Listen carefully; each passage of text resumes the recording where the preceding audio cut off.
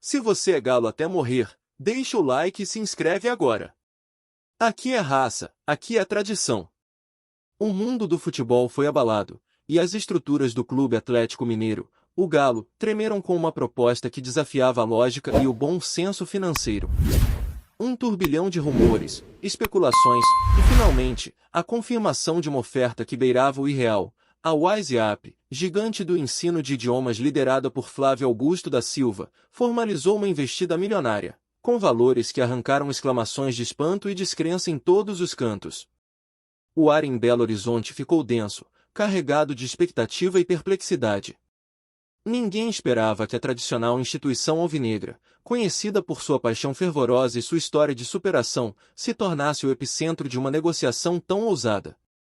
A notícia correu como pólvora, incendiando as redes sociais e pautando os programas esportivos, com a pergunta ecoando em uníssono: o que, de fato, estava acontecendo nos bastidores do Galo? A proposta da WhatsApp não era apenas alta, era, nas palavras dos mais próximos ao clube, absurda. Um montante estratosférico, cifras que fariam qualquer clube europeu piscar duas vezes antes de considerar recusar. Flávio Augusto, um empresário com faro apurado para negócios e uma trajetória de sucesso, parecia decidido a expandir seus domínios para além das salas de aula, mirando agora o bilionário mercado do futebol brasileiro. O enigma em torno da proposta só aumentava. Qual o real interesse de Flávio Augusto em investir tão pesadamente no Atlético Mineiro? Seria apenas uma jogada de marketing para alavancar a marca WhatsApp no cenário esportivo, ou haveria um plano maior, uma visão de longo prazo para transformar o Galo em uma potência ainda mais global? As indagações fervilhavam, sem respostas claras. Enquanto a diretoria atleticana se debruçava sobre os números, a torcida, sempre vibrante e exigente, dividia-se entre a incredulidade e a euforia. Alguns viam na proposta uma chance única de saneamento financeiro e de um salto para um patamar de investimento sem precedentes. Outros, mais céticos, temiam a perda da identidade do clube, o sacrifício de suas raízes em nome de um futuro incerto. E no centro de toda essa efervescência, a figura do técnico Cuca se destacava. Conhecido por sua tranquilidade e sua capacidade de lidar com as pressões do futebol, o comandante alvinegro se viu, de repente, no meio de um furacão midiático. Seus treinos, antes focados unicamente na tática e no desempenho em campo, agora eram acompanhados de perto por olhares curiosos, ávidos por qualquer sinal de como a notícia afetaria o elenco. O impacto no vestiário era inevitável. Jogadores, acostumados à rotina de concentração e treinamentos, passaram a ser bombardeados com perguntas sobre a proposta. A união do grupo, um dos pilares do sucesso sob o comando de Cuca, seria testada diante de um cenário financeiro tão tentador e ao mesmo tempo tão avassalador. Como manter o foco em campo com tantos zeros na mesa? A sétima posição do Atlético Mineiro no Campeonato Brasileiro de 2025, com 20 pontos conquistados em 12 jogos, sendo 5 vitórias, 5 empates e 2 derrotas, com um saldo de 3 gols, 13 marcados e 10 sofridos, adicionava uma camada de complexidade à situação. O time, que vinha oscilando na competição, precisava de estabilidade, não de um terremoto financeiro que pudesse desequilibrar o ambiente. O mercado da bola, sempre atento a qualquer movimentação, entrou em polvorosa. Empresários e agentes de jogadores passavam a sondar a situação do Galo, imaginando as possibilidades que um investimento desse porte poderia abrir.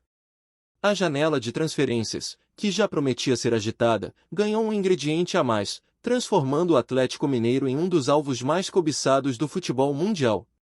A reputação de Flávio Augusto, construída com base em um modelo de gestão inovador e agressivo, garantia que a proposta não era um blefe. Ele havia transformado a WhatsApp em um fenômeno, e sua visão para o futebol parecia seguir a mesma linha: ousadia, investimento pesado e a busca incessante por resultados. Mas seria o futebol, com suas paixões e suas complexidades, um terreno fértil para essa abordagem? O debate se estendia para além das fronteiras do clube.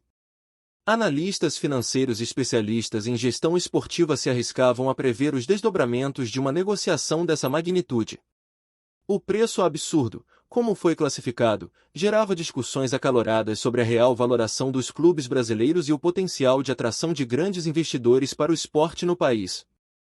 A história do Atlético Mineiro, marcada por grandes conquistas e uma torcida inabalável, colocava a diretoria em uma encruzilhada. Aceitar a proposta significaria uma guinada histórica, um divisor de águas na trajetória do clube. Recusar, por outro lado, poderia ser visto como uma oportunidade perdida, uma chance de ouro que escorregou entre os dedos. A decisão seria um marco, independentemente do desfecho. A mente de Cuca, focada em extrair o melhor de seus jogadores e em planejar os próximos passos na briga pelo topo do Brasileirão, agora precisava lidar com uma realidade que transcendia as quatro linhas. Manter o elenco blindado do assédio e da especulação seria um desafio à parte, exigindo toda a sua experiência e seu poder de liderança. O futuro próximo do Galo se tornava um enredo digno de um roteiro de cinema.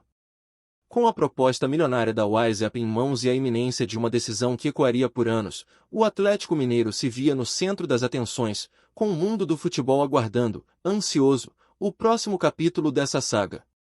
Seria o início de uma nova era para o Galo, ou uma manobra arriscada que poderia descaracterizar um dos clubes mais apaixonados do Brasil? As respostas ainda estavam no ar, e o desfecho dessa história prometia ser tão grandioso quanto os valores envolvidos na proposta de Flávio Augusto. A saga da WhatsApp e o Galo tomou proporções épicas, elevando a discussão para além dos limites de Minas Gerais. O preço absurdo pago pela empresa de Flávio Augusto não era apenas um valor em dinheiro, representava uma aposta audaciosa no futuro do futebol brasileiro, uma injeção de capital que poderia redefinir o patamar de competitividade e estrutura dos clubes no país. A notícia, que inicialmente gerou choque, agora provocava uma profunda reflexão sobre o modelo de gestão e as oportunidades de crescimento para o esporte nacional. Nos corredores da cidade do Galo, o centro de treinamento do Atlético Mineiro, a atmosfera se dividia entre a esperança e a cautela. Embora a euforia fosse latente entre alguns funcionários e jogadores, a experiência de outros membros da comissão técnica e da diretoria trazia à tona a complexidade de gerir uma mudança tão radical. Como absorver um investimento tão massivo sem perder a essência do clube? Como garantir que os recursos seriam aplicados de forma estratégica para um crescimento sustentável, e não apenas em contratações pontuais e dispendiosas? A pressão sobre a diretoria atleticana aumentava a cada dia. De um lado, a torcida, ansiosa por notícias e por um futuro de glórias e títulos. Do outro, os conselheiros e a opinião pública, exigindo transparência e responsabilidade na tomada de uma decisão que moldaria o destino do Galo para as próximas décadas. A reunião decisiva, na qual a proposta da WhatsApp seria debatida e votada, já era aguardada com apreensão por todos os envolvidos. Flávio Augusto, por sua vez, mantinha um silêncio estratégico, alimentando ainda mais a curiosidade. O empresário, conhecido por sua discrição em momentos cruciais, deixava que os números falassem por si. Sua visão para o Atlético Mineiro, se a proposta fosse aceita, prometia ser revolucionária, integrando o clube a uma rede global de negócios e parcerias, transformando-o não apenas em um time de futebol, mas em uma marca global com alcance muito maior. O técnico Cuca, com sua habilidade nata para gerenciar crises e manter o foco do grupo, intensificava as conversas individuais com os jogadores. Ele sabia que a estabilidade emocional do elenco era fundamental, especialmente em um momento de oscilação no Campeonato Brasileiro, onde o time lutava para se firmar no G6. A proposta, por mais vantajosa que parecesse, não poderia desviar a atenção do objetivo principal, buscar a melhor performance em campo. A repercussão internacional da proposta também era notável. Clubes europeus e investidores estrangeiros acompanhavam de perto a movimentação no Brasil, curiosos para entender o potencial de valorização do futebol sul-americano. A WhatsApp, com sua agressividade no mercado, estava não apenas comprando um clube, mas sinalizando um novo patamar de negociações para a América do Sul, que sempre sonhou em ter o poderio financeiro dos gigantes europeus. A imprensa esportiva brasileira dedicava horas de debate ao tema. Jornalistas e comentaristas se dividiam entre a aprovação entusiasta e as críticas céticas. Seria a venda da alma de um clube tradicional? Ou a salvação financeira que permitiria ao Galo competir em pé de igualdade com os grandes do mundo? A polarização dos pontos de vista demonstrava a complexidade e a profundidade do impacto que a proposta de Flávio Augusto traria. Os números do Atlético Mineiro no Campeonato Brasileiro de 2025: sétimo lugar, 20 pontos, 5 vitórias, 5 empates, 2 derrotas, 13 gols marcados e 10 sofridos, eram constantemente revisitados. Havia quem argumentasse que a proposta era a solução para as flutuações, a injeção de ânimo e recursos para estabilizar o desempenho e alçar voos maiores. Outros, porém, temiam que o foco financeiro pudesse desviar a atenção do futebol em si, comprometendo o desempenho em campo.